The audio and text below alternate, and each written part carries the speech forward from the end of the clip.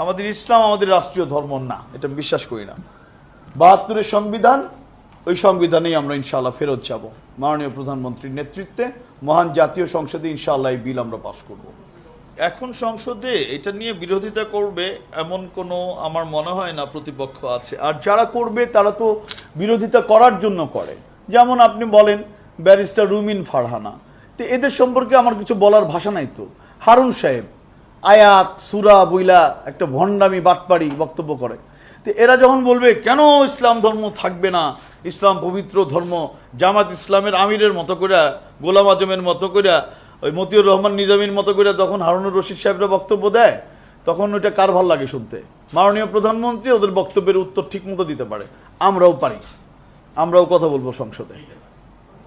জাতির পিতা বঙ্গবন্ধু শেখ মুজিবুর রহমান যে সংবিধান লিখে গিয়েছেন সেই সংবিধানই থাকবে, এটার কোনো পরিবর্তন ওই এরশাদ, জিয়াউর রহমান, ওই মার্শাল ল অ্যাডমিনিস্ট্রেটর, এইসব স্বৈরাচারদের শাসনামল ইতিহাস থেকে মুছে দেওয়া হয়েছে আদালতের রায়ে, ওগুলো চলবে না।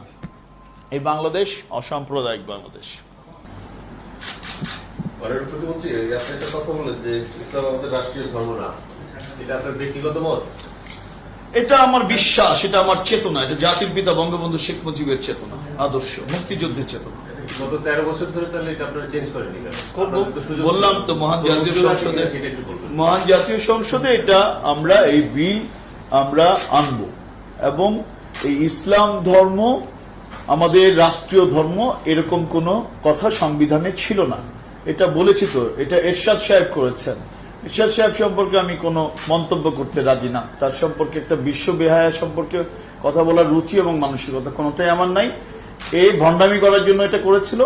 জাতির পিতা বঙ্গবন্ধু শেখ মুজিবের সংবিধানে হাত দেওয়ার সাহস একজন লেফট রাইট করা জেনারেল কোত্থেকে পায়?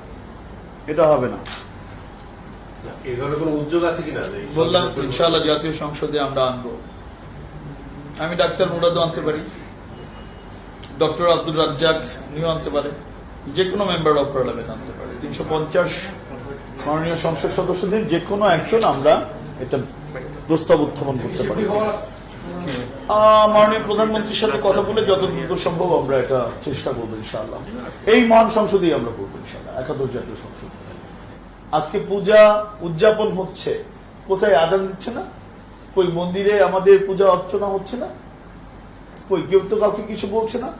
বিএনপি জামাত এগুলো ক্ষমতায় থাকলেই হামলা চালায়, আক্রমণ চালায়, সনাতন ধর্মাবলম্বী হিন্দু ধর্মের মানুষদেরকে অত্যাচার করে, নির্যাতন করে, ধর্ষণ করে, হত্যা করে। কি দোষ ওদের?